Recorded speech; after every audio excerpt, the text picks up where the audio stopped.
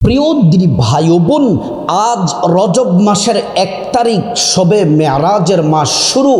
আজ রজব মাসের এই 1 তারিখে দিনে অথবা রাতে ঘুমানোর আগে একটি তাসবিহ পড়িলে জিন্দগির সমস্ত গুনাহগুলা আল্লাহ তাআলা মাফ করে দিবেন, ভাগ্য খুলে দিবেন, রিজিক আসতেই থাকবে, ধনী হয়ে যাবেন। জীবনে যত পাপ করেছেন, অপরাধ করেছেন, আল্লাহ তাআলা ওয়াদা করে বলেছেন সমস্ত গুনাহগুলা আল্লাহ রাব্বুল আলামিন মাফ করে দিবেন। যারা বিপদে আছেন আল্লাহ সুবহানাহু তাআলা এই তাসবিহটি পড়ার কারণে বিপদ দূর করে দিবেন।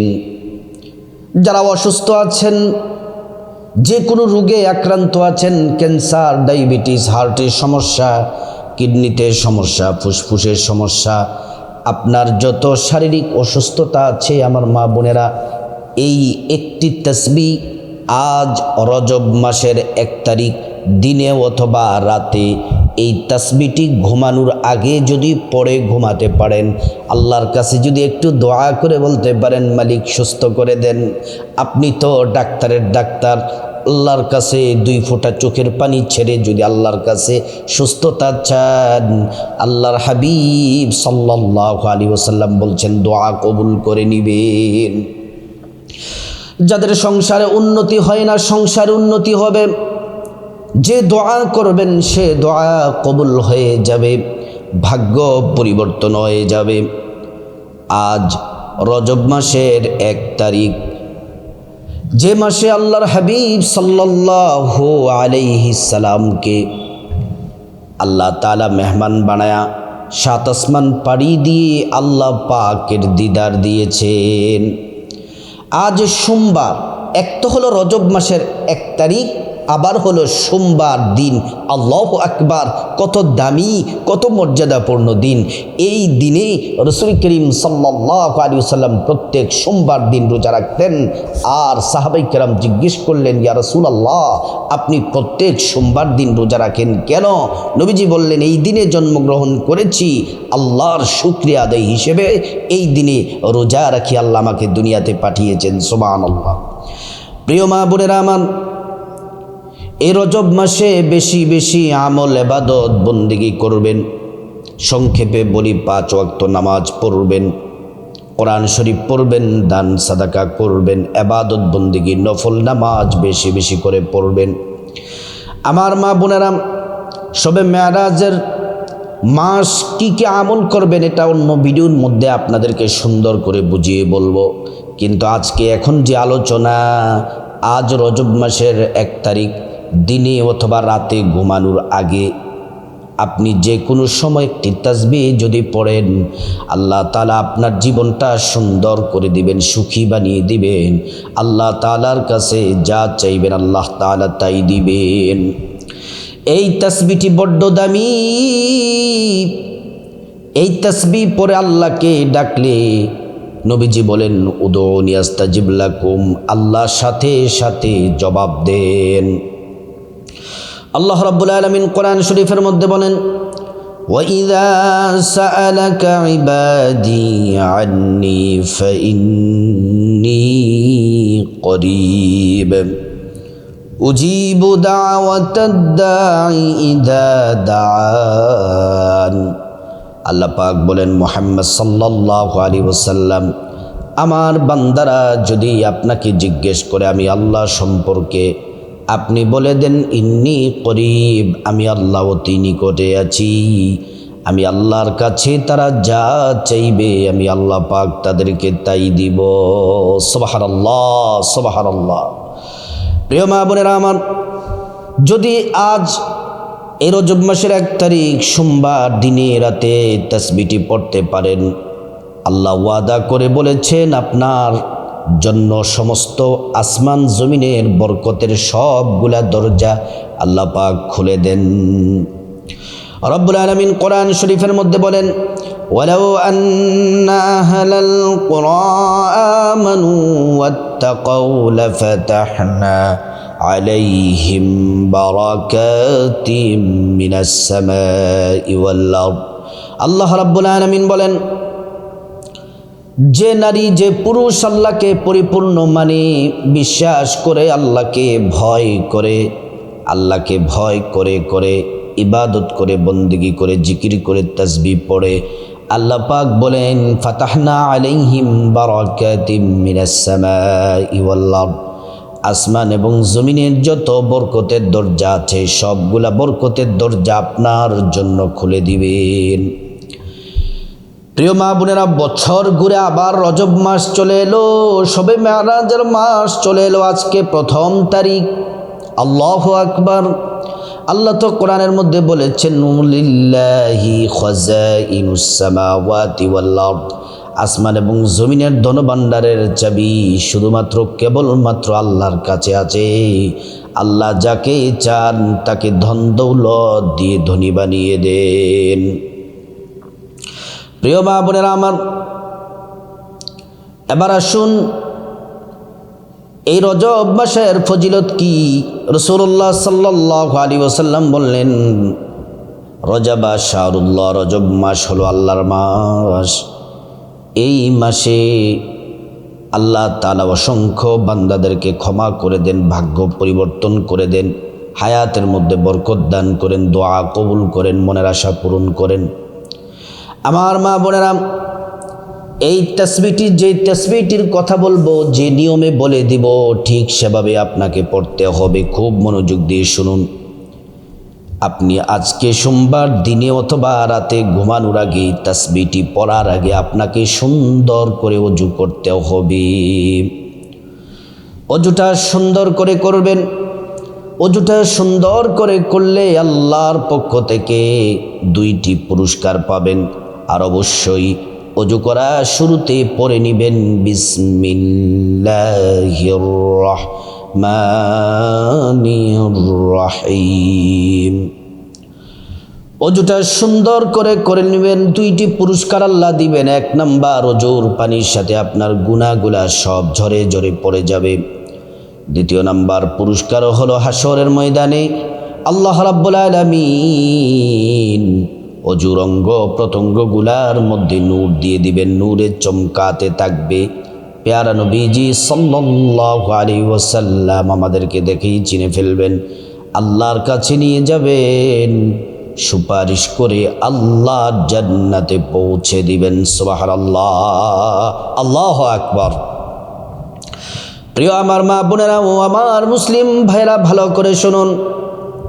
ওযুটা যখন শেষ, আমার মায়েরা, পশ্চিম আকাশের দিকে তাকিয়ে অবশ্যই আঙ্গুলটা উঁচু করে একবার কালিমে শাহাদাত পড়বেন। আশহাদু আল্লা ইলাহা ইল্লাল্লাহু ওয়াহদাহু লা শারীকা লাহু ওয়া আশহাদু আন্না মুহাম্মাদান আবদুহু ওয়া রাসূলুহু। কালিমে শাহাদাত পড়লে কি হবে? আল্লাহ তাআলা জান্নাতের ফেরেশতাদেরকে বলেন, ও জান্নাতের ফেরেশতারা, জান্নাতের গেটগুলা খুলে দাও, দরজাগুলা খুলে দাও। আমার বান্দারা যে দরজা দিয়ে মনে চায় সে দরজা দিয়ে জান্নাতে প্রবেশ করবে আর জান্নাতের না যে নিয়ামত ভোগ করবে। সুবহানাল্লাহ। প্রিয় আমার মা বোনেরা, তারপরে আপনারা পবিত্র একটি জায়নামাজ বিছিয়ে খেয়াল রাখবেন আপনার শরীরটা, আপনার জামাটা যেন পবিত্র থাকে। অবশ্যই অবশ্যই আজকে 5 ওয়াক্ত নামাজ যেন মিস না যায়। জোহর, আসর, মাগরিব, এশা, ফজর নামাজ যেন মিস না যায়। আর যাদের পিরিয়ড চলতেছে, হায়েজ চলতেছে, নামাজ পড়বেন না, কিন্তু এই তাসবিহটি পড়তে পারবেন। ওযুটা সুন্দর করে করে জামাটা, শরীরটা যেন পবিত্র থাকে। তারপর জায়নামাজ বিছিয়ে আপনি বসে যাবেন। ওই তাসবিহটি পড়ার আগে সর্বপ্রথম 1 নম্বরে 11 বার নবীজির প্রেম, মোহাব্বত, ভালোবাসা নিয়ে দুরূদ শরীফ পড়বেন। সাল্লাল্লাহু আলাইহি ওয়াসাল্লাম, সাল্লাল্লাহু আলাইহি ওয়াসাল্লাম, সাল্লাল্লাহু আলাইহি ওয়াসাল্লাম। একবার দুরূদ পড়লে 10টি গুনাহ মাফ হয়ে যায়, 10টি নেকি পাওয়া যায়, 10টি মর্যাদা আল্লাহ পাক বাড়িয়ে দেন। হাসরের ময়দানে নবীজি শাফায়াত করবেন। নিজ হাতে হাউজে কাউসারের পানি পান করাবেন, আল্লাহর জান্নাতে নিরাপদে পৌঁছে দিবেন। সুবহানাল্লাহ। আমার সম্মানিতা মায়েরা ও বোন, দুরূদ শরীফ পড়ার পরে 2 নম্বর আমল হলো 11 বার ছোট্ট একটি ইস্তিগফার পড়বেন।